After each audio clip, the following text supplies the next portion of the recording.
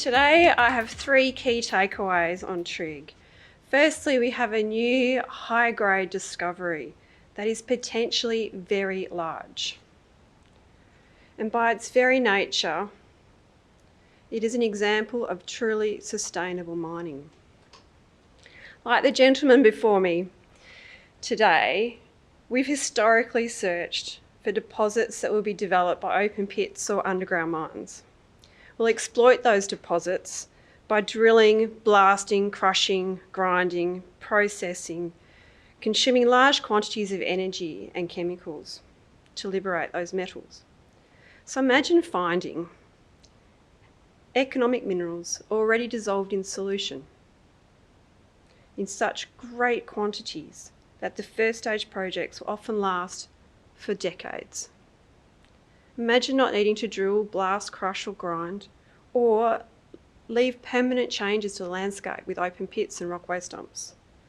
Imagine being able to harvest solar energy without a solar power plant and organically producing minerals that are essential for all living things. That is sulfated potash. At Trigg Mining, we're helping to secure the world's most nutritious food sources by exploring and developing long-life, low-cost, primary sources of organic sulfated potash. And as Paul pointed out, Australia imports all of our potash needs, and we're reliant on international trade to do that. But we have to have it for our agricultural production. So it's incredibly important for Australia. Since listing not just 12 months ago, we have rapidly positioned ourselves to respond to this growing demand for high-quality fertilisers. At Trigg, we have 100% ownership of 2 solar sulfated potash projects near Laverton in Western Australia. Our primary project, where we have just announced further high-grade results at Lake Thrustle, located some 170 kilometres east of Laverton, where we've received results of up to 14,800 milligrams of sulfated potash. So to put that into perspective, it makes this one of the highest grade projects in Australia. And it is very large, and I'll talk more about that shortly. At Lake Raisin, we have already established since listing an inferred mineral resource, and we're well on the way to do that at Lake Thrustle as well. All up, we have a strategic land holding of 1,500 square kilometres, all prospective for sulfated potash, and that tenure is very close to established energy and transport infrastructure. Of particular note, we have gas pipelines in the vicinity, 2 of them. We have a railhead at Leonora. We have the Great Central Road running adjacent to our Lake Thrustle project, and the governments are currently upgrading that, bitumising that, to create a second means of transport across Australia through Northern Territory and into Queensland. So they're currently doing the first 40 kilometres at the moment, and that's heading towards our mine gate. So with a bit of luck, the governments are going to invest and build a bitumen highway right past our mine gate. We also have the Chukayella Roadhouse just up the road, which provides us with accommodation and fuel, so we're really well serviced for the exploration phase, but also development and ultimately production. So why sulfated potash? And why is it so important for global food security? Sulfated potash, or potassium sulfate, is an essential fertiliser for high-value, chloride-sensitive crops such as your daily fruit and vegetables, this morning's coffee, your smashed avocado, grapes, tree nuts, cocoa beans, and anything grown under glass and hydroponically. It is also becoming increasingly important in arid and acidic soils that we have here in Australia and in regenerative agriculture. Potassium is essential for all living things. It is present in every living cell, and as humans we need 4,700 milligrams every day, and we source this from our food. Our food in turn sources that from fertiliser, and they need that for proper plant growth, shelf life and drought resistance. Also in sulfated potash is sulphur, which is also important for macronutrient plant growth, playing an integral role in photosynthesis and increases crop yields and produce quality. So this is a highly efficient natural fertiliser for food production. Demand is driven by a number of global megatrends. Firstly, the world's population continues to expand and we need to feed billions of people every single day. We don't need them to go out and buy electric cars. We just need them to continue to eat, even in lockdown. Furthermore, the area of arable land available to grow food on is being depleted. It is declining at a rapid rate and reducing by more than a third in just the past 40 years. Meanwhile, those soils have become depleted in nutrients and we've continuously cropped and we need to replenish them with nutrients, aka fertiliser. The global fertilisation rate has increased by more than 30% in the last 15 years and the consumption of sulfated potash has doubled to reach more than 7 million tonnes per annum in the past 10. But this is not just a story about an environmentally friendly product, food supply chain, it's also about economic sustainability. Primary production of sulfate of potash naturally falls into the lower cost quartile of the cost curve because of the natural endowment of the sun and the geology environment.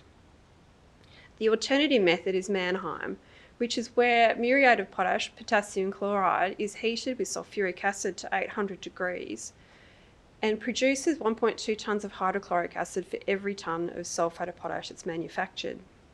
So it's very taxing on the environment and certainly not ideal or even interested for organic farming.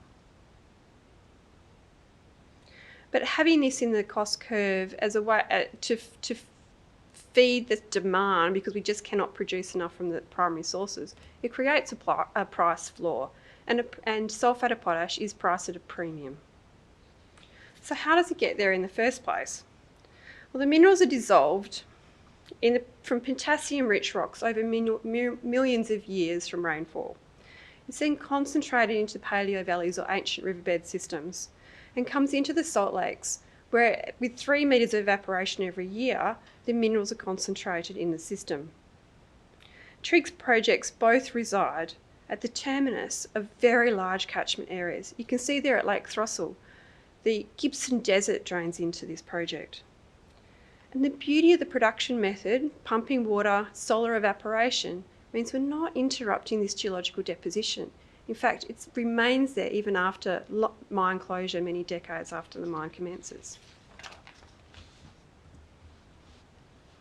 So the bit that I'm most excited to talk about is Lake Thrustle discovery. Since listing, we have been out there, we've done 2 drill programs, and they have returned consistently high grades. We've had grades of up to 14,800 milligrams per litre of sulfate of potash. And more importantly is that consistency. So right across that project area, we've seen 90% of those holes return over 10,000 milligrams per litre in those holes. And this is huge. We look at this one granted tenement, which is a portion of the Lake Thrustle project, and from point to point, southwest to northeast, that's 40 kilometres. We're not talking anomalies along that trend line, we're talking about the entire trend line being high-grade results. What we've done so far is target the superficial resource, which is the shallow part. We've drilled down to about 10 metres, and that can be accessed with trenches. So this is very simple production type, pumping water from trenches and then into the evaporation ponds. The project has that potential just on the surface, but the next part of it is even more exciting, because what we're talking now about, targeting the next drilling program coming up, is the paleo channel itself. So we've looked at the top part, we've got a lot of water, sands, we announced those results yesterday, we're very excited about what's happening in that playa surface of the salt lake. Now we're looking at the paleo channel underneath. We've done 2 gravity surveys. We're currently reviewing the second infill one, but we're really excited by what we're seeing, and we'll be looking at releasing those results quite shortly. They will then help us target the air core drilling program that will target that basal aquifer. And quite quickly, as a result of this shallow drilling, the deeper air core drilling, we anticipate having a mineral resource before the end of the year. So from discovery holes all the way through to resource is a really, really quick program. Supporting all of this for a regional production centre is Lake Raisin. There in, I think it was February, we announced our maiden inferred mineral resource on that project, which is 6 million tonnes of sulphate of potash. It is lower grade, so we see this as becoming a satellite project for our Lake Thrustle, much higher grade project, about 3 times the grade. And there's still potential to expand this to the west in the applications along that salt lake. But it's a really interesting salt lake. There's no islands. There's a lot of space there to do some pre-concentration, but all this will be worked out in a future scoping study. So it's been rapid. The shallow nature of these shallow deposits sitting just below the surface, it's all about water. It's salty water, enriched with potassium, enriched with sulfate. We've drilled, we've discovered, we've announced a maiden resource at Lake Raisin. We're well on the way to doing that at Thrustle with drilling programs to come and lots of news flow happening. The team, we're all very excited. I've built companies before. The rest of the board, we've been managing directors. We know what we're doing. We are passionate about building mines we can be proud of. Our team on the ground can't wait to get out there each time and go and do the drilling. We really want to build this project. Our market cap is quite small at this stage considering the scale of what we're looking at, so keep that in mind. And our capital structure is also very tight considering we just listed in October last year. So why invest in Trigg? Well, it is about global market trends. We need potassium in our diets, we need food production, and we need more and more of it. This is a low-risk jurisdiction. We're in Western Australia. We don't need to travel internationally for this. It's in our backyard. It is a strategic land holding. We have 100% rights to 1,500 square kilometres of strategic tenure for 2 solar sulfated potash projects. We're well supported by infrastructure. We've got roads, rail, airports even, and 2 gas pipelines in our vicinity. Lake Thrustle is developing quite quickly as a high-grade discovery with scale potential. Lake Raisin has 6 million tonnes of inferred resource and again has potential to expand. We are highly leveraged to growth with our market cap, and we are a motivated and experienced team that know how to find, build and deliver sustainable mining projects. Thank you. Thank you very much, Keren. You mentioned that you could have a resource by the end of this calendar year. How fast do you envisage you could proceed from a resource to a full-blown project development scenario? Well, it really comes down to the environmental approval process and getting that baseline data. So it could be something around 3-5 years. Right. And why do you think Australia has been so slow to develop a potash industry of its own? I think going right back to the beginning when I mentioned we've been so focused on hard rock. At School of Mines, where I went to university, it was all about hard rock mining and the extraction of metals.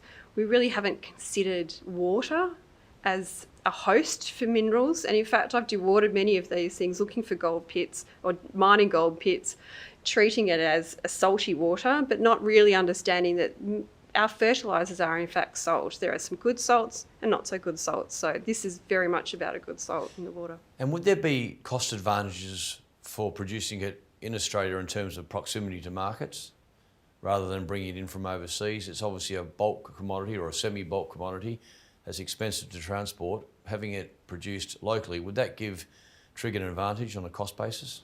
Oh, absolutely. I think, and for Australia, the economic value add for Australia of having the product here and the opportunity to sell it, we'll still sell it at a very high premium.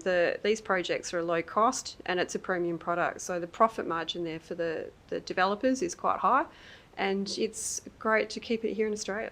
And have you sensed from the market that there is a demand or a desire to see the potash come from a local source? Oh, absolutely. There's a lot of farmers on our register and I get a lot of phone calls saying, when can I bring the trucks?